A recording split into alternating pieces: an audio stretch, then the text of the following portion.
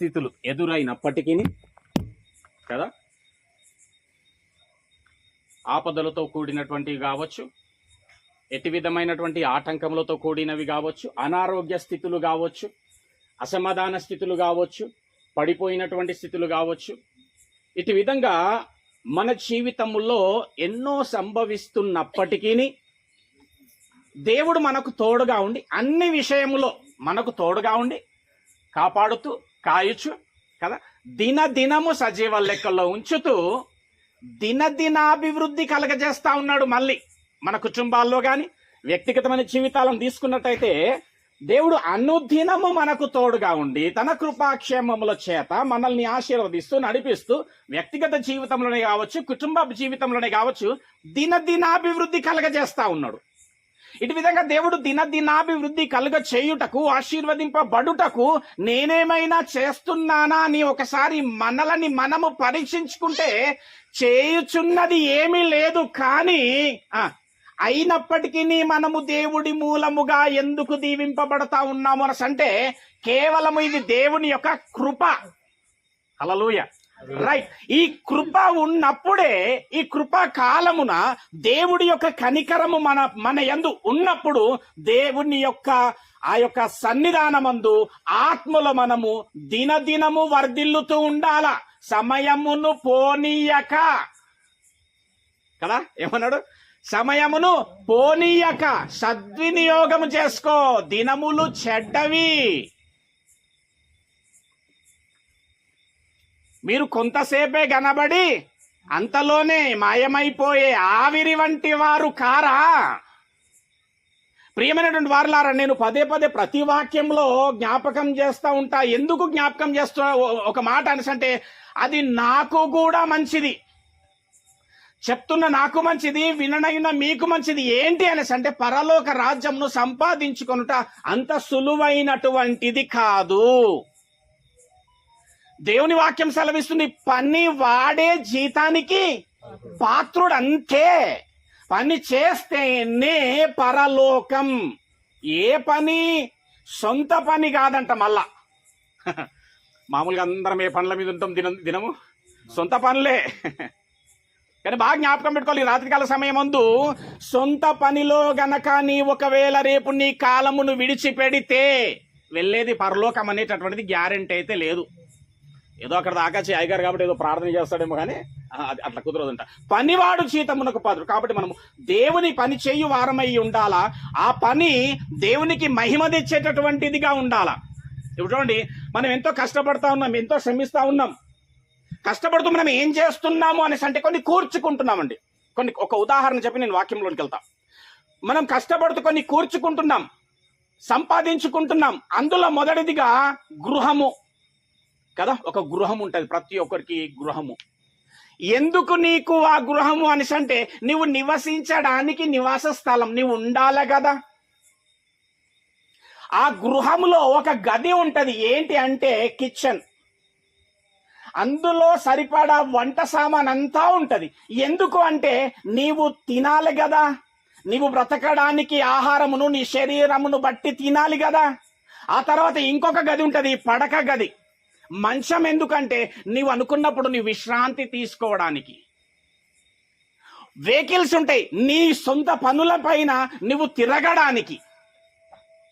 ఇట్టి విధంగా మనము ద్రవ్యమనబడేటటువంటి విలువైనటువంటి ఆ ద్రవ్యము చేత కొంటూ మనము కొన్ని కూర్చుకుంటున్నాం. ఎందుకంటే మనము బ్రతకడానికి, మన కొరకు ఉపయోగపడడానికి. దేవునికి స్తోత్రం. ఏమండి, ఒక చెట్టు పెడతాం ఇంటి ముందట. ఆ చెట్టు ఏం చెయ్యాలి? ఆ చెట్టు అంటే రేపు పెద్దదై అది ఫలించి ఆ ఫలం ఓలకియాలది. చెట్టు నాటిన ఇంటి యజమానునికి వెయ్యాల.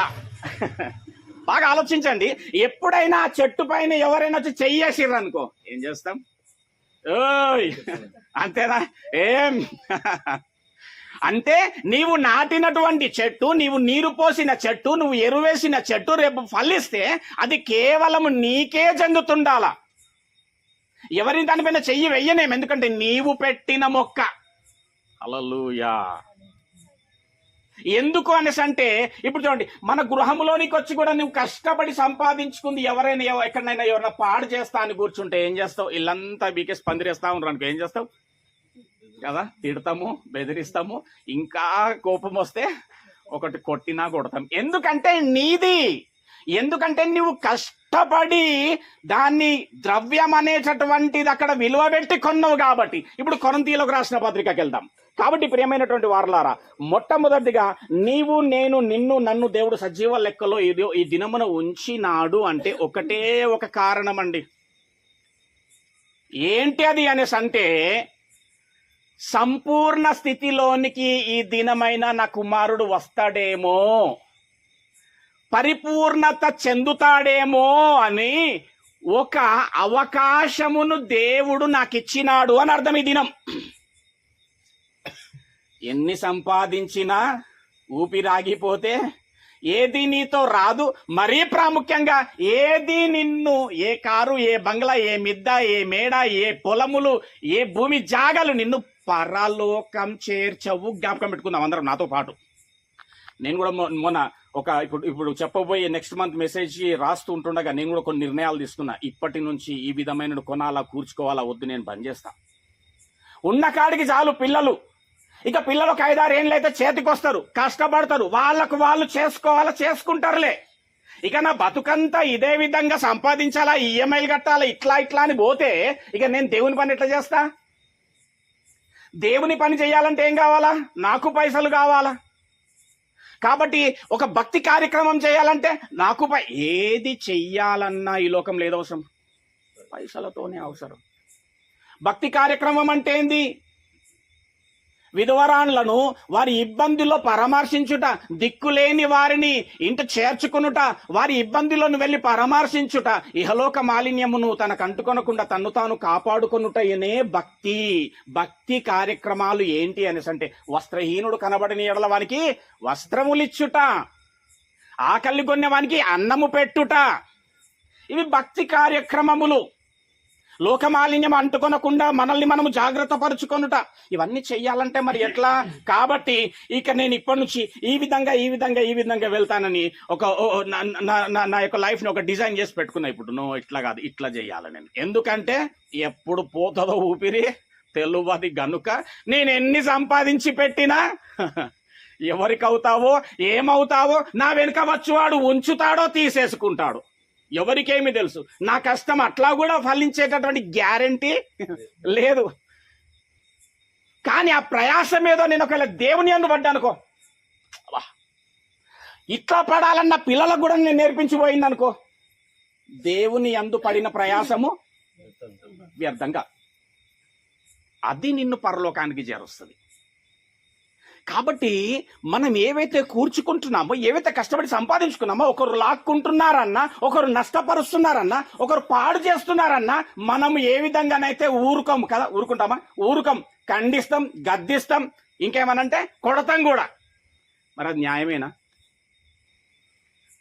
నువ్వు పెట్టిన చెట్టు మీద ఇంకొకరు రాయేస్తే నువ్వని బెదిరించడం న్యాయమా? నీ ఇంట్లో నువ్వు సంపాదించుకుని వచ్చి వాడు పాడు చేస్తే వాడిని తిట్టడం న్యాయమా? న్యాయమా కాదా?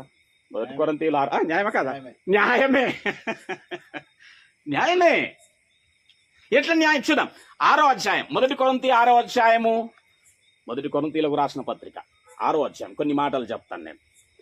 దేవుడు ఈ యొక్క దినమును ఈ విధంగా గృహమును జ్ఞాపకం చేసుకో.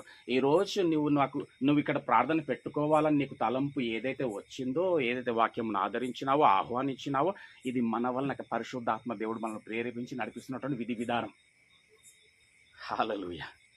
ఈరోజు ఒక కుటుంబంలో కూడుకొని ఉన్నారు అనేసి అంటే దేవుని ప్రణాళిక, ఉద్దేశం, ఏదో చిత్తము అయినది నెరవేర్చనై ఉన్నది. హల్లెలూయా. దేవుడు మన స్థితిగతులను తారుమారు చేయగలవాడు. నువ్వు ఎక్కడున్నా, ఏ గోతిలో ఉన్నా లేపగల సమర్థుడు ఆయనంట. నిన్ను రక్షింపనేరక ఆయన చేతులేం కురస కాలే. హల్లెలూయా. నువ్వు కళ్ళ నుంచి చూస్తున్నటువంటి, నీ ఎదురుగా ఉన్నటువంటి ఇరుకు ఇబ్బందులు ఉన్నటువంటి భయపడతామేమో గాని దేవుడంట ఏ స్థితిలో ఉన్నా కానీ మనల్ని లేవనెత్తి నిలబెట్టి నడిపించగల సమర్థుడు. అయితే ప్రశ్న ఏంటంటే దానికి బదులుగా మరి మనం అసలు ఏం చేస్తున్నాం? ఎట్లాగైతే నువ్వు అనుకున్నటువంటి, నువ్వు సంపాదించుకున్నట్టు, నువ్వు కష్టపడి కూర్చుకున్నటువంటి దాన్ని పాడు చేస్తే నువ్వు ఎట్లాగైతే ఖండిస్తావో, గద్దిస్తావో, కోపగిస్తావో చూద్దాం. అదొక న్యాయమే అన్నారు కదా. 6వ అధ్యాయం 19వ వచనం చదవండి. 1 కొరింథీ 6వ అధ్యాయం 19. ఎవరు తీసిన చదవండి.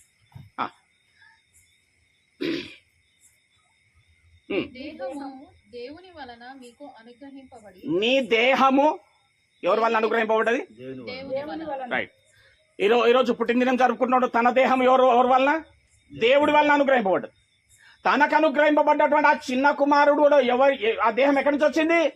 తల్లిదండ్రుల వలన రాలే. మీరు ఒకసారి ఒక దగ్గర వాక్యం విన్నారు నాది. అప్పుడు నువ్వు గర్భఫలంతో ఉన్నాను కూడా నాకు తెలియదు. చక్కటి వాక్యం విన్నాను కదా.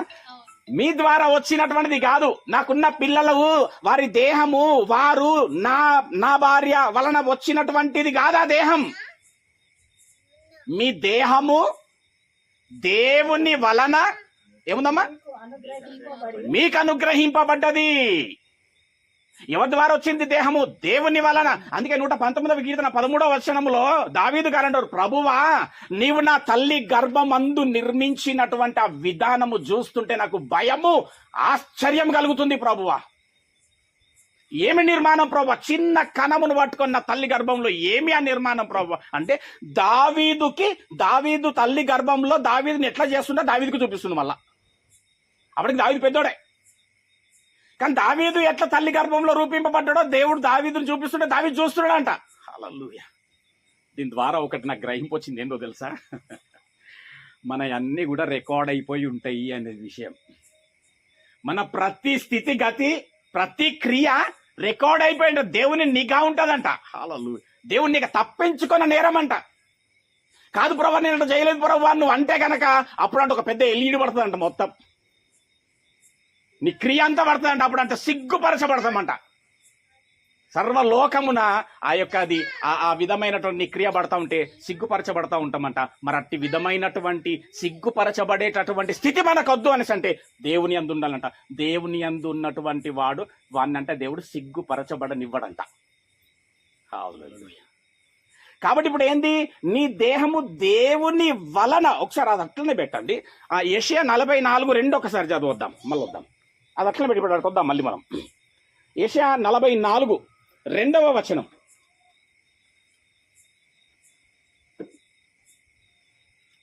కాబట్టి నీ శరీరము దేవుని వలన నియమింపబడింది, కలగబడింది, చేయబడింది. కాబట్టి బాగా అర్థం చేసుకోవాలి.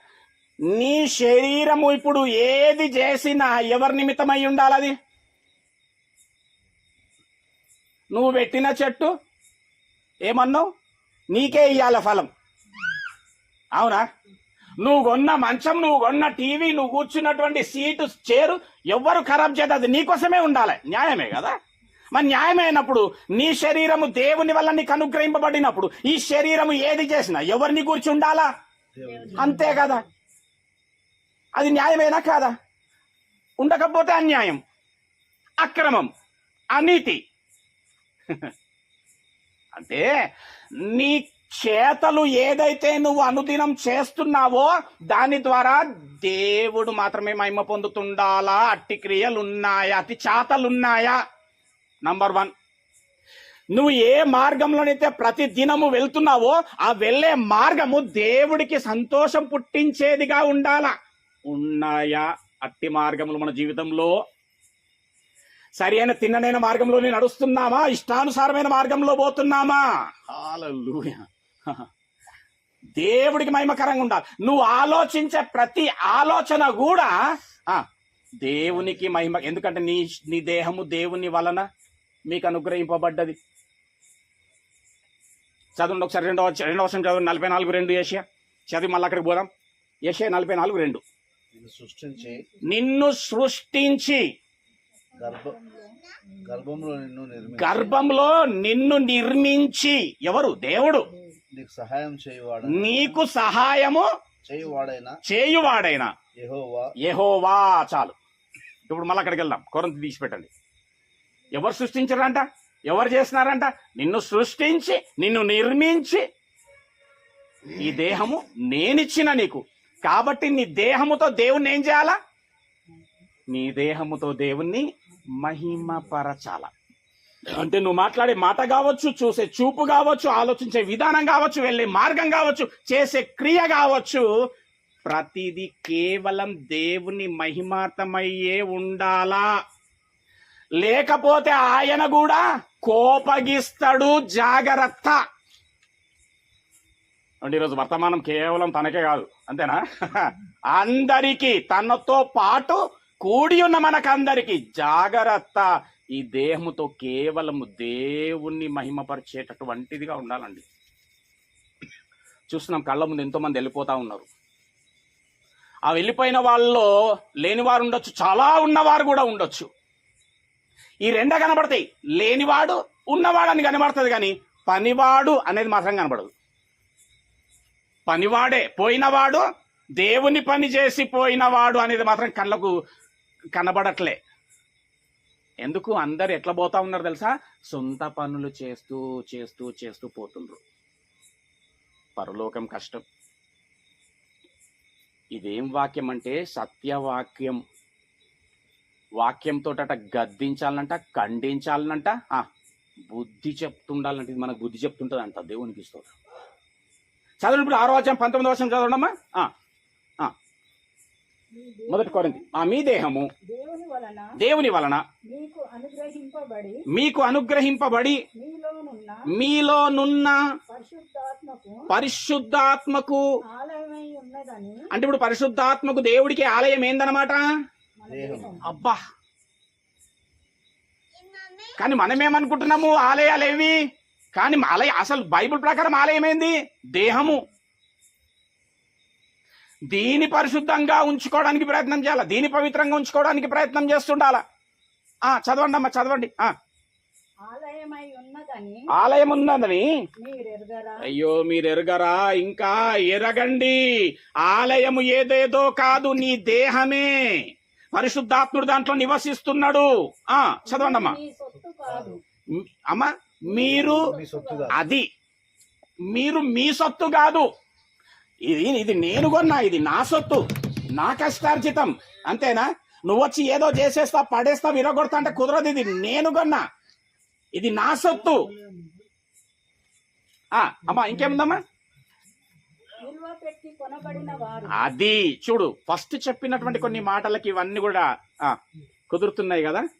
నువ్వు ద్రవ్యం అనే విలువ నువ్వు పెట్టుకుంటే, రక్తం అనేటటువంటి విలువ, ప్రాణమనే విలువ పెట్టి నిన్ను కొన్నాడు. కాబట్టి నీవు నీ సొత్తు కాదంటే నీవు నీ ఇష్టానుసారంగా బ్రతకడానికి వీలు లేదు. నువ్వు నా చిత్త ప్రకారమే బ్రతకాల, నా పనే చేస్తుండాల, నా కొరకే మహిమ పొందుతుండాల. చూడు ఒకసారి యోహాను సువార్త 6వ అధ్యాయం 38వ వచనం చూద్దామమ్మా. యోహాను సువార్త 6వ అధ్యాయం 38వ వచనం కూడా చూద్దాం. ఇప్పుడు మనం మాదిరిగా ఎవరిని తీసుకోవాలా? యేసు ప్రభుల వారిని తీసుకోవాలా మాదిరిగా, అంతేనా? యేసు ప్రభుల వారు మనకు మాదిరి. రైట్. 38వ వచనం, 6వ అధ్యాయం 38వ వచనం.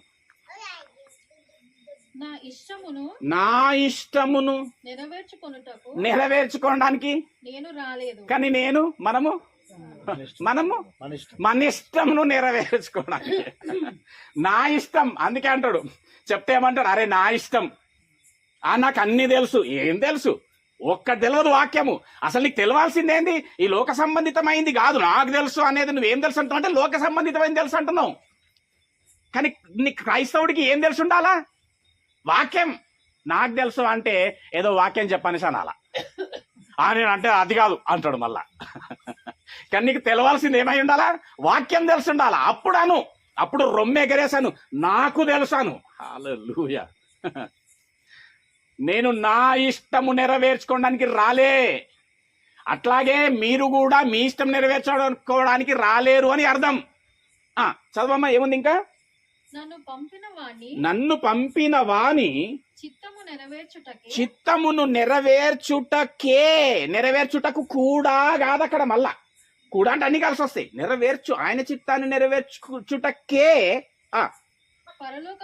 పరలోకము నుండి దిగి వచ్చి తిని. కాబట్టి నీకు అనుగ్రహింపబడిన దేవుని ద్వారా అనుగ్రహింపబడినటువంటి ఆ యొక్క దేహము కేవలము దేవుని పని చేసేదిగా ఉండాలా. సంపాదించడం ఏడ సంపాదించుకోవాలంట, ఆస్తి ఏడ కూర్చుకోవాలంట, ఆస్తి పరలోకంలో కూర్చుకోవాలనంట. హల్లెలూయా. ఎప్పుడు ఆస్తి కూర్చోబడతా ఉంటుంది తెలుసా? ప్రభువు కొరకు బ్రతుకుతున్నప్పుడు ఇరుకులు, ఇబ్బందులు, కష్టాలు, అవమానాలు, నష్టాలు, ఆకలి దప్పులు, వెలివేతలు, నిందలు, దూషణలు కలుగుతున్నప్పటికీ సైతము నువ్వు అక్కడనే నిలబడి ప్రభు పైన ఆధారపడి అట్టి ప్రతీదీ కూడా నువ్వు ఎదిరించి, సహించి, భరించి దాన్ని ఎదుర్కొని నువ్వు వెళ్ళినప్పుడు దేవుడి మహిమార్థమై నువ్వు బ్రతుకుతున్నట్టు. గాని నాకు ఎలాంటి కష్టం ఉండొద్దు, ఎలాంటి నష్టం రావద్దు, నేను అనుకున్నది అనుకున్నట్టుగా జీవితం కావాలంటే దేవుడు ఎందుకు? ఇంకా దేవునికంటే ఒక ప్రణాళిక ఉంది కదా, దేవుడికంటే ఒక ఉద్దేశం ఉంది కదా. ఆ దేవుడి అమ్మ ఎన్నుకున్న మార్గం ఎట్లాంటి మార్గం అంట? మన మార్గం ఎట్లాంటి మార్గం? ఇరుకు మార్గం. మరి ఇరుకు మార్గంలో ఇంకేముంటది కదా? ఇరుకులు, ఇబ్బందులు, కష్టములు, నష్టములు. ఆ 1 కొరింథీ 3:16 కూడా ఏం చెప్తారంటే, మీ దేహము దేవుని ఆలయము, మీలో పరిశుద్ధాత్మ నివసిస్తుంది. ఎవడైతే దేవుని ఆలయమును, నా ఆలయమును పాడు చేస్తే నేను వాణ్ణి పాడు చేస్తాను. మళ్ళా ఆలయం ఏది? నా దేహం. దీన్ని ఎట్లా చూసుకోవాలా? పవిత్రంగా, పరిశుద్ధంగా చూసుకోవాలా. దీన్ని కాపాడుకుంటూ ఉండాలా. అపవిత్రమైనది ఏది కూడా ఈ ఆలయంలో ఉండడానికి వీల్లేదు. అవి అపవిత్రమైన మాటలు కావచ్చు, లోక సంబంధితమైనటువంటి ఏదైనా కావచ్చు, ఇందులో ఉండకుండా నేను జాగ్రత్తగా, లోకమాలిన్యం అంటుకొనకుండా నన్ను నేను జాగ్రత్త పడితే తప్ప నేను పరలోక రాజ్యంకు వెళ్ళేవాడనవు ఉండను. మనం ఎంచుకున్నటువంటి మార్గమే ఇరుకు మార్గం. దేవుని నమ్ముకునండి, అంతా మంచి అయిపోతుంది, అంతా మంచి అయిపోతుంది. కానీ ఆ మంచికి ముందు ఒకటి ఏం జరుగుతుందంటే ఇరుకు మార్గంలో వెళ్ళాల్సి వస్తుంది. యోహాను సువార్త 16:33 అమ్మ చూడండి. ఈరోజు ఒకవేళ నా జీవితంలో, ఇక్కడ ఎవరి జీవితంలోనైనా ఒకవేళ ఇరుకుందా, ఇబ్బంది ఉందా, కష్ట నష్టములున్నాయా, అనుకున్నటువంటిది నీకు కార్యము జరగడం లేదా, నువ్వు అనుకుంటున్నది ఒకటి జరుగుతున్నది ఒకటిగా ఉండి నువ్వు నిరుత్సాహపడుతున్నావా, అనుదినము ప్రార్థన చేసుకుంటున్నా, ఆదివారము మందిరానికి వెళ్తున్నా, నేను బైబిల్ చదువుకుంటున్నా, ఎందుకు నా జీవితంలో ఇటు విధమైనటువంటి అవుతున్నాయి అనేటటువంటివి ఒకవేళ నీ జీవితంలో ఉంటే గనక ఈ వాక్యం నిన్ను బలపరుస్తాదని నేను విశ్వసిస్తుంటున్నా కదా. అట్లనే ఉంటాం కదా. అంటే జనరల్, అరే నేను రోజు ప్రార్థన చేసుకుంటా, నేను ఎవరిని ఏం అనడం లేదు కదా, నేను వాక్యానుసారంగా ఉంటున్నా, నాకు ఎందుకు ఇట్లా అవుతుంది అనేటటువంటి ఒక భావముతో విశ్వాసి దినదినము సన్నగిల్లిపోతా ఉంటాడు. కానీ ఇక్కడ వాక్యమే సెలవిస్తుందంటే 33 16:33 నాకు మీ యందు సమాధానం కలిగినట్లు మీకు నా యందు మీకు నా యందు సమాధానం కలిగినట్లు. ఇప్పుడు దేవుని ఉద్దేశం ఏంటంటే మన యందు నా బిడ్డలు ఎట్లుండాలా? సమాధానంతో ఉండాలా, కలవరం ఉండొద్దు, భయం ఉండొద్దు. అంతేనా? మనకు కూడా మన పిల్లల పైన ఏముంటది? బాగుండాలా. రైట్? మనకే మన పిల్లల పైన అంతుంటే సర్వ సృష్టికర్త దేవుడు ఆయనకెంత ఉండాలా? ఆయన అనుకుంటాడంట, నా వలన మీకు సమాధానము కలుగాలంటే కలుగునట్లు. ఒక విషయం చెప్తా ఉంది ఇక్కడ దేవుడు. లోకంలో మీకు ఎందుకన్నాడు తెలుసా? మనం ఆయనే అందున్నాము కానీ సమాధానం ఏంది అనుకుంటున్నాం చాలా మందివి. కాబట్టి ఇప్పుడు ఆ మాట చెప్తున్నాడు, మీకు సమాధానం కలగాలి, మీరు కలవరపడుతున్నారు. అయితే చదవండి. ఆ లోకంలో మీకు శ్రమ కలుగును. ఏం కలుగుతుంది? ఉందా? Very clear. లోకములో సుఖము కలుగుతుంది కాదు, లోకములో మీకు శ్రమ కలుగుతుంది. కానీ నా దేవుడు ఎలాంటి వాడంటే ఆ శ్రమలలో కూడా నీవు ఆయనను ఆధారము చేసుకొని ఆ శ్రమను కూడా ఆయన కొరకు గనక నీవు బ్రతుకుచు ఎదురించి సహించేటటువంటి వాడవుగా ఉంటే ఒకానొక సమయములో దేవుడు ఆ ఇరుకులో కూడా దేవునికి ఏం చేస్తాడమ్మా? విశాలత కలుగజేస్తాడు. నిన్ను ఆపే నాదుడు ఉండడు మళ్ళా. హల్లెలూయా. చదవండమ్మా. లోకములో మీకు శ్రమ కలుగును, అయినా కానీ ధైర్యం తెచ్చుకోండి, మీరు భయపడకండి, మీరు సమాధానంగా ఉండాలని నా ఉద్దేశం. మీకు ధైర్యం రావాలని అంటే ఉన్న విషయం మీకు తెలవాల. వాస్తవం ఏంటంటే లోకములో మీకు శ్రమ కలుగును, అయినను ధైర్యము తెచ్చుకోనండి. నేను లోకమును జయించి ఎట్లా ప్రభు నేను ధైర్యం ఎట్లా తెచ్చుకోవాలనేసి అంటే ఆయన చెప్తున్నాడు, బిడ్డ నేను ఆల్రెడీ లోకమును జయించినా. నీ తండ్రినైనా నేను లోకాన్ని జయించినప్పుడు రేపు ఈ జయం ఎవరిదైతుంది? ఈ స్వాస్థ్యము నీదే కుమారుడిగా. అంటే ప్రియమైనటువంటి కుటుంబములారా, ఒకవేళ నీ కుటుంబంలో అట్టి విధమైనటువంటివి ఏవైనా సంభవించి ఉన్నట్టయితే దేవుడి రోజు సెలవిస్తున్నటువంటి వాక్య ప్రకారంగా నీవు ఎదుర్కొంటున్న ప్రతి విషయములో ఒక దినమున దేవుడు నీకు జయమునివ్వబోచున్నాడు. ఆమేన్. మీరు గమనించండి, మన వెనకటి దినాల్లో కష్ట నష్టములు రాలేవా అంటే అనేకములు వచ్చినాయి అన్ని ఇప్పుడు ఉన్నాయా అని అడుగుతున్నా. ఉన్నాయా ఇప్పుడు? లేవు. అట్లాగే ఇప్పుడు ఏది సంభవిస్తున్నది నీతో ఉండడానికి, నిన్ను ఏలడానికి కాదు. అదొక దినమున నిన్ను విడిచిపోవడానికే. శోధింపబడతా ఉంటామంట, పరీక్షింపబడతా ఉంటామంట విశ్వాస జీవితంలో. కాబట్టి విశ్వాసికి తెలవలసినటువంటి చాలా ప్రాముఖ్యమైనటువంటి వచనం ఇది. లోకములో మీకు శ్రమ కలుగుతుంది, అయినను ధైర్యం తెచ్చుకోండి, ఎందుకంటే నేను లోకమును జయించియున్నాను, ఆ జయము మీకు అనుగ్రహింపబడుతుంది. జయం వస్తే ఏం జరుగుతుంది? ప్రకటన 3వ అధ్యాయం 20వ వచనం. ప్రకటన 3వ అధ్యాయం. మనం అందరం ఎట్లుండాలి తెలుసా? ఏది ఎదురైనా ఆత్మీయ జీవితం, బాగా గుర్తుపెట్టుకోండి, ఆత్మీయ జీవితం జీవిస్తున్న మనకు అనేకమైనటువంటి ఎదురీతలు రాక మానవు. నంబర్ 1. నంబర్ 2, అవి ఒక దినమున పోక మానవు. అవి రాక మానవు, కానీ ఒక దినమున పోక మానవు. మొత్తానికైతే నీకు దేవుడు జయమును ఇవ్వక మానడు. జయించు వారమై ఉండాలి. జయిస్తే ఏం జరుగుతుంది? 3వ అధ్యాయం 21వ వచనం చూడండి. నేను జయించి, ఏం జయించి? నేనంటారు యేసు ప్రభుల వారు చెప్తున్నారు. నేను జయించి, ఏం జయించినాడు ఆయన తెలుసా? లోకమును. మళ్ళీ ఇక్కడ కూడా చూడండి, ఒక సందర్భం వస్తుంది. నేను జయించి, నేను లోకమును జయించి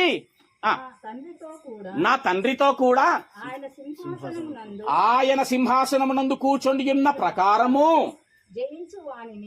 జయించు వానిని. ఎవరైతే జయిస్తారో దేన్ని? లోకమును. లోకంలో ఏం జరుగుతుంది? శ్రమ. రైట్. అయిన ప్రభువుని ఆధారం చేసుకుంటే దేవుడు ఒక దినం ఏమిస్తాడు మనకు? జయం. జయించు వానికి ఏమవుతుంది చూడండి. ఇప్పుడు జయించు వానిని నాతో కూడా నా సింహాసనమునందు కూర్చుండనిచ్చెదను. అంటే పరలోక రాజ్యపు వారసత్వము మనము పొందుకోవాలా, పరలోక ప్రవేశము మనకు కలగాల అనేసి అంటే లోకమును జయించు వారంగా ఉండాలి. లోకంతో కలిసిపోయే వారంగా ఉండొద్దు.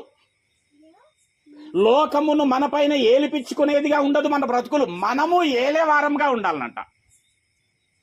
ఎట్టి విధమైనటువంటివి మనకు ఎదురైనప్పటికీ అవి పాపముతో కూడినవి కావచ్చు, శోధనలతో కూడినటువంటివి కావచ్చు, అన్నిటినీ జయిస్తూ మనం వెళితేనే తప్ప రేపు పరలోక రాజ్య వారసత్వం మనం పొందుకొనలేము. ఒక సందర్భం చెప్తా. అనేకమైనటువంటి, ఇంకొక 10 నిమిషాలు తీసుకుంటా, రైట్? అనేకమైనటువంటి మేళ్ళు దేవుడు మనకు చేస్తా ఉన్నాడు.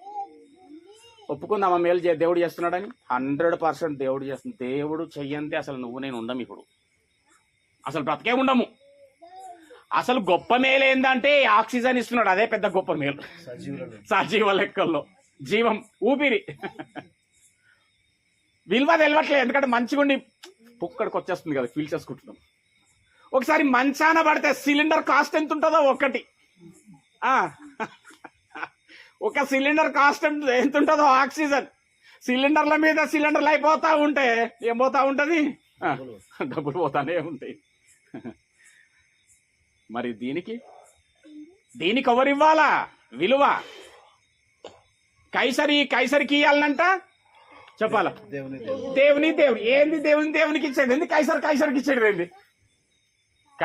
కైసరుకు కరెంటు బిల్లు ఇస్తావు, ఏం ఇంటి పన్ను కడతావు, గ్యాస్ వస్తే గ్యాస్కి పైసలు ఇస్తావు, ఇంకా ఇట్లాంటి ఎన్ని ఉన్నాయో ప్రభుత్వానికి ఇవ్వాల్సినటువంటి న్యాయంతో అవి ఇవ్వాలా. కైసరికి ఇవ్వాలా. దేవునికి ఏంటి? దేవుని రోజు ఊపిరిస్తున్నాడు, కట్టు, వెలగట్టు.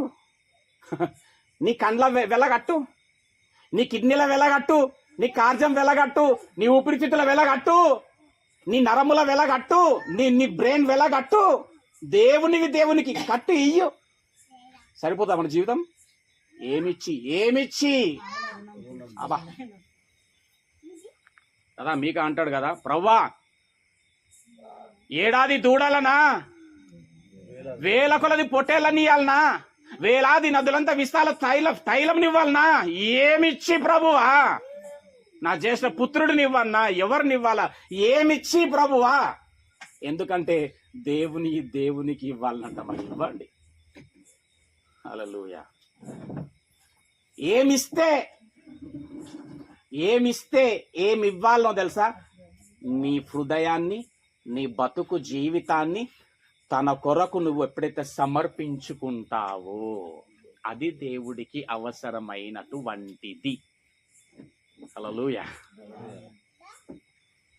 ఏమీ చెయ్యను, కైసరికైతే కడతాం, కట్టకపోతే ఇంటి ముందడికి వస్తాడు. ఈయన రాకనా,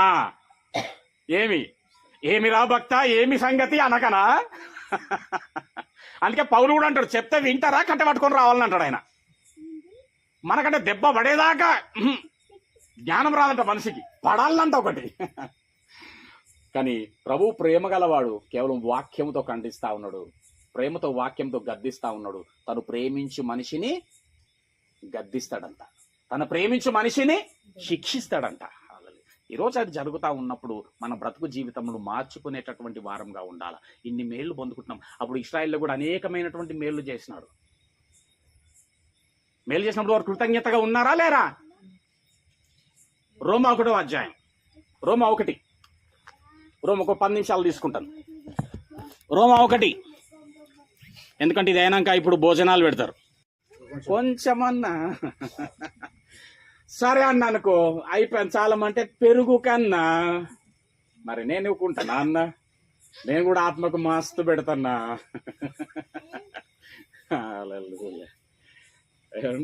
రోమా 1వ అధ్యాయం 21వ వచనం, రోమా 1:21 చదువుదాం. మరియు వారు దేవుని ఎరిగియు, మీరు కూడా ఎరిగినరా, మనం కూడా ఎరిగినాం. అమ్మ దేవుని ఎరిగినాం, వాళ్ళు కూడా దేవుని ఎరిగిన వాళ్ళే, మన పితరులు మామూలు వాళ్ళు కాదులే. ఏమి వారు దేవుని ఎరిగియు ఆయనను దేవుణ్ణి మహిమపరచలే. సేమ్ బ్యాచ్ అంటావా? మనం అట్లనే ఉన్నాం. పడు ఎవరి పనులు వాళ్ళే, దేవుని మాట వినేటట్టున్నాం. ఆయన ఎన్ని మేళ్ళు చేస్తున్నా, ఎన్ని ఇస్తున్నా, ఎన్ని చేస్తున్నా దేవుని ఎడ మహిమపరుస్తున్నాము. దేవుని మహిమపరచాలంటే ఎట్లా మహిమపరచాలని? దేహముతో. ఎక్కడుంది? ఎట్లా మహిమపరుస్తున్నాము? లేదు. గనుక మనం ఎట్టివారమై ఉండాలంటే దేహముతో దేవుని మహిమపరిచే వాళ్ళంగా ఉండాలి. వాళ్ళంట దేవుని మహిమపరచలేదంట. కుటుంబం చాలా జాగ్రత్తగా, ప్రత్యేకంగా మీరు ఈ యొక్క మాటలని గ్రహించాలా, గమనించాలా. చేరువచ్చిన కుటుంబాలు కూడా గ్రహించాలని చెప్పేసి మనం చేస్తూ ఉంటున్నాం. ఒకనొక సందర్భంలో మందసం తీసుకొని వస్తున్నారంట.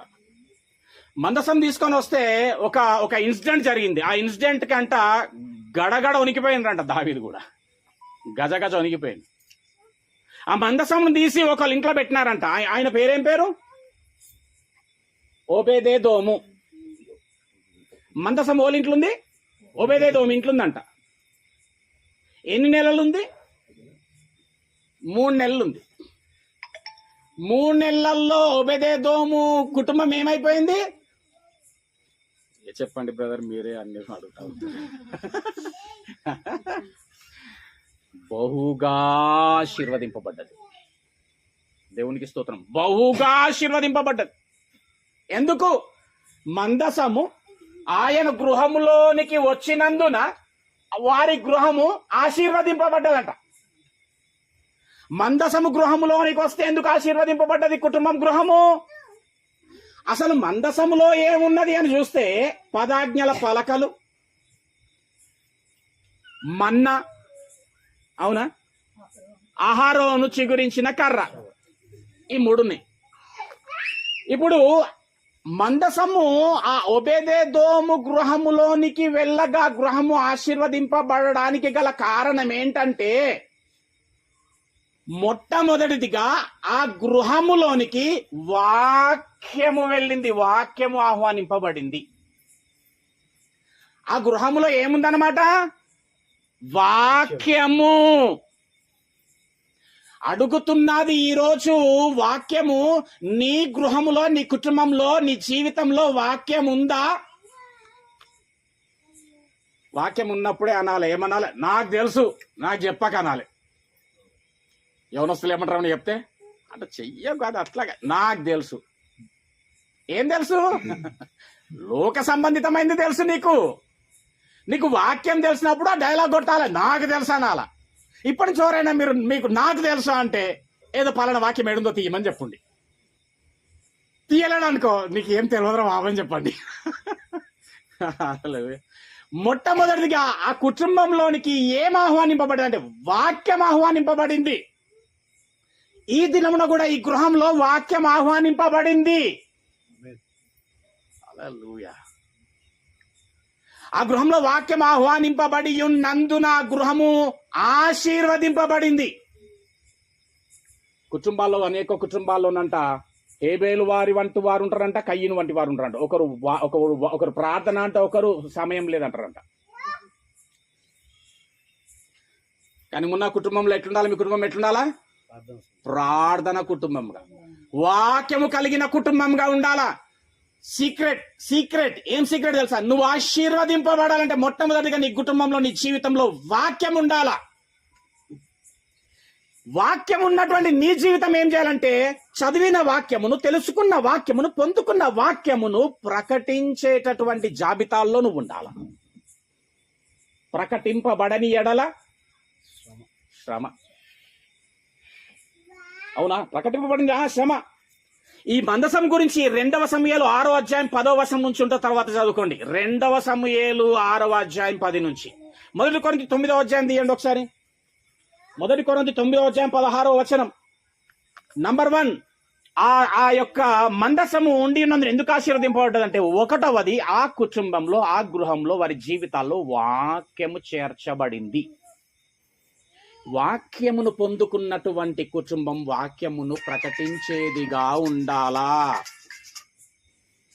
చదవండమ్మా. 9వ అధ్యాయం 16వ వచనం. 1 కొరింథీ.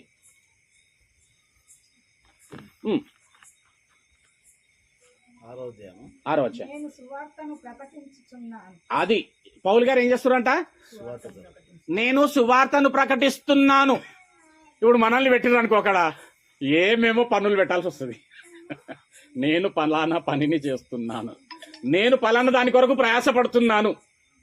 కానీ ఈయనంట సువార్తను ప్రకటించుచున్నాను. నాకు అతిశయ కారణమేం లేదు. ఎందుకంటే సువార్తను ప్రకటింపవలసిన భారము నా మీద మోపబడి ఉంది. అంటే నీ నా పైన ఏం పెట్టినాడు తెలుసా? భారం. నా కాడిని ఏం చేయాలా? నువ్వు మొయ్యాలా అన్నాడా దేవుడు? నా కాడి సులువంట. సులువు. నా కాడి సులువు. పాపం అనే భారంతో కూడినటువంటి కాడి బరువు. ఆ కాడిని దేవుడు తీసేసిండు. తన సువార్త అనేటటువంటి కాడి అనే భారమును దేవుడు మన పైన మోపిండు. అది ప్రకటింపబడని ఎడల శ్రమ. అబ్బో, అంటే అందరూ ఏం చేస్తుండాలి? ఏం చేస్తే సుఖము, ఏం చేస్తే ఆశీర్వాదము? సువార్తను ప్రకటించేవారుగా ఉండాల. 1వది ఆ కుటుంబము వాక్యము ఆహ్వానించినటువంటిది అయినది. 2వది ఏందనసంటే మన్నాతో కూడినటువంటి పాత్ర. మన కుటుంబాలన్నీ కూడా ఒకప్పుడు మా కుటుంబములు దేవుని ద్వారా పోషింపబడినవి. మా పోషకుడు దేవుడు అని అర్థం. కానీ చాలా మంది ఎట్లుంటాము? నా వలన నేనేమనుకుంటానంట, నా కుటుంబంలో ఏమనుకుంటానంట, నేను చేసేపాటికి నేను తెస్తున్నా, నేను చేస్తున్నా. కాదు. ఇక్కడ మన్నాతో కూడినటువంటి పాత్రను గూర్చి, ఆ మందసం గూర్చి చెప్పబడాలి అనసంటే ఏంటి అనసంటే మన పోషకుడు దేవుడు. నేనేం విశ్వసించాలా? ఏం నమ్మాలా? నా పోషకుడు దేవుడు. హల్లెలూయా. చూడండి ఒకసారి అపోస్తల కార్యములు 14వ అధ్యాయం. అపోస్తల కార్యములు 14వ అధ్యాయం 17వ వచనం, 14-17. అయినను ఆయన ఆకాశము నుండి మీకు వర్షమును ఎవలిస్తి ఎట్లా పడుతుందట వర్షము? ఆకాశం నుండి దానంతలా అది కాదు, ఈడికెళ్ళేదో పొగబోయి ఏమేమో చెప్తారు, పొగబోయి దాన్ని దాటుతుంటే అదేమో అయిపోయి కాదు, వర్షం పడుతుంది అనేసి అంటే పడ్డదంటే దేవుడి మూలంగా, పడాలంటే దేవుడు ఇయ్యాల. చదవండి చదవండమ్మా. ఫలవంతములైన ఋతువులను దయచేయుచు ఎవరు? దేవుడు. దాని ద్వారా ఏమవుతుంది చూద్దాం. 104వ కీర్తన 14వ వచనం, తొందరగా 104వ కీర్తన 14వ వచనం. మన పోషకుడు దేవుడే అని చెప్పడానికి నేను ఈ రెఫరెన్సెస్ చూపిస్తున్నా. నేను అనుకోవద్దు నా కుటుంబంలో, నా జీవితంలో అనుకోవద్దు, నేను సంపాదించి నేను చేస్తున్నా, నేను ఆ క్వింటల్ బియ్యం తెచ్చినందుకు, నేను ఈ కూరగాయలు తెచ్చినందుకుగా నేను అనుకోవద్దు. దేవుడి వలన జరుగుతుంది. ఈరోజు నేను ఇక్కడ తింటున్నాను అనేసి అంటే దేవుడు ఇచ్చినందుననే.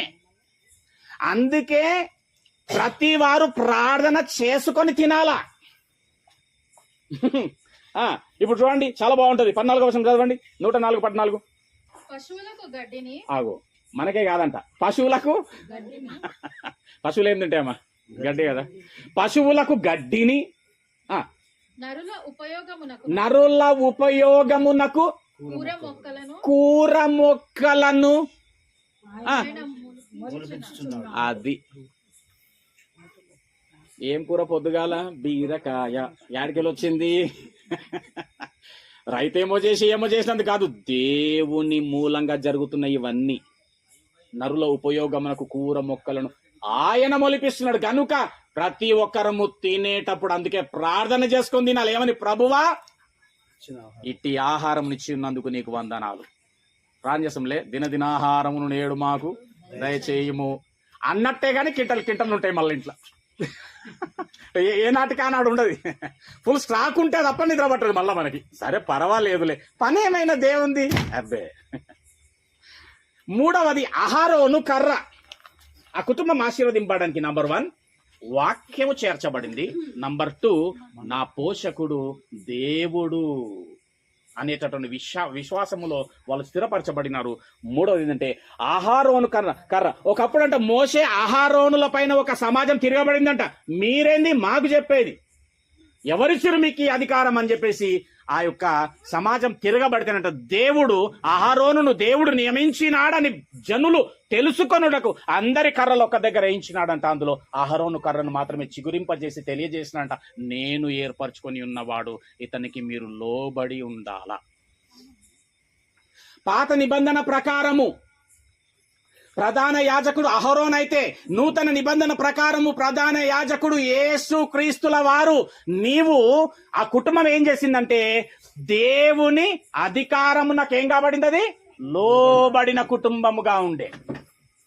ఆ కుటుంబము ఓబేదెదోము కుటుంబం ఆశీర్వదింపబడడానికి నంబర్ 1 ఏం చెప్పాలి? నంబర్ 1 ఏంది? ఆ కుటుంబంలో వాక్యం ఉన్నది. 2వది నా పోషకుడు సహితము దేవుడై ఉన్నాడని వాళ్ళు నమ్మి దేవుని యందు ఆధారపడి ఉన్నారు. 3వది దేవుని అధికారమునకు లోబడిన కుటుంబమై ఉన్నది. అందుకు ఆ కుటుంబం ఆశీర్వదింపబడింది. ఈ రోజున ఈ గృహము, ఈ కుటుంబము వాక్యమును ఆదరించి ఆహ్వానించినది ఎట్లాగో, ఇక ఈ సమయము నుంచి ఇట్టి విధమైనటువంటి జీవితమును జీవించి వారినట్టయితే ఇది మనకు ఆశీర్వాదకరము. ఇది నీ కుటుంబానికి ఆశీర్వాదకరం. నువ్వు ఆశీర్వదింపబడాలంటే ఇది సీక్రెట్. దేవుడంట యెరూషలేము మందిరం నుంచి ఒకసారి గుమ్మం దాకా వచ్చేసిందంట. వచ్చి అక్కడ నుంచి ఆ మందిరాన్ని విడిచి, ఆ పట్టణాన్ని విడిచి వెళ్ళిపోయిందంట. తెలుసా? ఎహెచ్కేల్లో ఉంటుంది. 9వ అధ్యాయము 11వ వచనంలో ఉంటుంది. 11వ అధ్యాయంలో ఉంటుంది. ఒక్కసారి ఎహెచ్కేలు ఇది ఒక్కటి చదివి మనం క్లోజ్ చేసుకుందాం. 11వ అధ్యాయం 23వ వచనంలో ఎహెచ్కేలు 11:23 ఏం చేసినట? యెరూషలేము మందిరం నువ్వు విడిచి గుమ్మము యొద్దకు వచ్చినట్టుగా 9వ అధ్యాయంలో ఉంటుంది. 11వ వచనంలో పట్టణము నువ్వు విడిచి వెళ్ళినట్టుగా ఉంటుంది. ఏమైందో తెలుసా? యెరూషలేము పట్టణము ప్రాకారములన్నీ కూల్చివేయబడ్డాయి, యెరూషలేము కాల్చివేయబడింది. చూడండి 23వ వచనం చదవండి ఒకసారి. యెహెజ్కేలు 11:23 చదవండి ఒకసారి. మరియు యెహోవా మహిమ ఆ యెహోవా మహిమ పట్టణములో నుండి పైకెక్కి పట్టణపు తూర్పు దిశనున్న కొండపైగా నిలిచెను. ఖాతం వెళ్ళిపోయింది, పర్వతం పైకి వెళ్ళిపోయింది, ఆ పట్టణం విడిచిపెట్టింది. అందుకే 128 కీర్తనలు ఏమంటారు తెలుసా? ఏముంది? యెహోవా పట్టణమును కాపాడని ఎడల దాని కావలి కాయు వారి ప్రయాసము. మరొకవేళ ఆ ఆలయం ఇప్పుడు నీవు నేను కదా, మరి ఈ ఆలయమును ఒకవేళ విడిచి వెళ్ళిపోయే పరిస్థితి వస్తే నా బతుకేంది? అప్పుడు కూడా ఆ పట్టణమును విడిచి వెళ్ళిపోతే పట్టణము కూల్చివేయబడింది, కాల్చివేయబడింది, నాశనం కాబడింది. కాబట్టి ఈరోజు వాక్యం చెప్పినటువంటి విధంగా నీ దేహము దేవుని ద్వారా నీకు అనుగ్రహింపబడినది, నీలో పరిశుద్ధాత్మ నిలువుంటాడని చెప్పేసి అది దేవుని ఆలయం అని చెప్పబడి ఉన్నది, దాన్ని పాడు చేయొద్దని చెప్పి ఉన్నది. అట్టి విధమైనటువంటి బ్రతుకు బ్రతికితే తప్ప మనకు ఆశీర్వాదకరము కాదు. చివరి వచనం, చివరి ఎఫెసీ 2:22 చదువుకుందాం. ఎఫెసీ 2:22. ఎఫెసీ 2:22. అమ్మ అంత అర్థమవుతుందా? అర్థమైంది కదా? రైట్. దేవుణ్ణి ఆహ్వానించినాం ఈరోజు, ఈ కుటుంబం ఆహ్వానించింది వాక్యాన్ని. మనము వాక్యమును ఆహ్వానించుకోవాలా, వాక్యమును కలిగి ఉండాలా, దేవుడే నా పోషకుడు అనేటటువంటి విశ్వాసములో ఉండాలా, ఆధారపడి ఉండాలా. మూడవది ఆయన అధికారానికి ఒప్పుకొని వారమై లోబడు వారమై ఉండాలా. ఎందుకంటే ఆయన మనలో నివసించుచున్నాడు. ఆయన గనక విడిచి వెళ్ళిపోతే అనేటటువంటిది ఉదాహరణగా నేను యెహెజ్కేలులో చెప్పిన పట్టణం విడిచి వెళ్ళిపోయాడు, పట్టణము నాశనము కాబడింది. కానీ ఇప్పుడు దేవుడు చెప్తున్నాడు 22వ వచనం. 2:22 చదవమ్మా. చదవమ్మా, చదువు. 2:22 చదువు. ఆయనలో మీరు కూడా ఆత్మ మూలముగా దేవునికి నివాస స్థలమై యుండుటకు కట్టబడుచున్నారు. అబ్బా, ఏందంట? దేవునికి నివాస స్థలం మగుటకు మనము ఇట్టి విధంగా కట్టబడతా ఉన్నామంట వాక్యం ద్వారా. ఆయన మనలో నివసించేటటువంటి వాడుగా ఉన్నాడు. నివసింపజేయు వారముగా మనం ఉండాలా. అట్లాగా ఉన్నటువంటి మన జీవితములో మనము ముందు చదువుకున్నటువంటి వాక్యముల ప్రకారంగా మాట్లాడిన మాటల ప్రకారంగా ఈ లోకములో శ్రమ కలుగుతుంది. నిన్ను కాని దానికి ఒకవేళ నీ పైన నింద వస్తుండొచ్చు, నీకు బాధ వస్తుండొచ్చు, నీకు కన్నీళ్లు వస్తుండొచ్చు, నీకు ఇరుకు వస్తుండొచ్చు, ఇబ్బంది వస్తుండొచ్చు. అయినప్పటికీ నీ దేవుని వాక్యం ఏం చెప్పింది? ఈ లోకంలో మీకు శ్రమ కలుగును, అయినను ధైర్యం తెచ్చుకోండి, ఎందుకంటే నేను లోకమును జయించిన. ఎట్టిది నీకు ఆత్మీయ జీవితం జీవిస్తున్నప్పుడు ఎట్టిది ఎదురవుతున్నప్పటికీ దేవుని ఆధారం చేసుకుంటే ఒక దినమున దేవుడు నీకు జయమునిస్తాడు. ఇక్కడ నీవు ఈ లోకమును జయిస్తే పరలోకమందు వారసత్వం నీకు అనుగ్రహింపబడుతుంది. ఇట్టి కృప ఈ కుటుంబానికి, చేరువసిన కుటుంబాలందరికీ కూడా దేవుడు ఇటు నడిపింపును దయచేయును గాక. కొద్ది వాక్యం దేవుడు మన ఆత్మని మేల్మితమై దీవించి ఆశీర్వదించును గాక. ఆమేన్.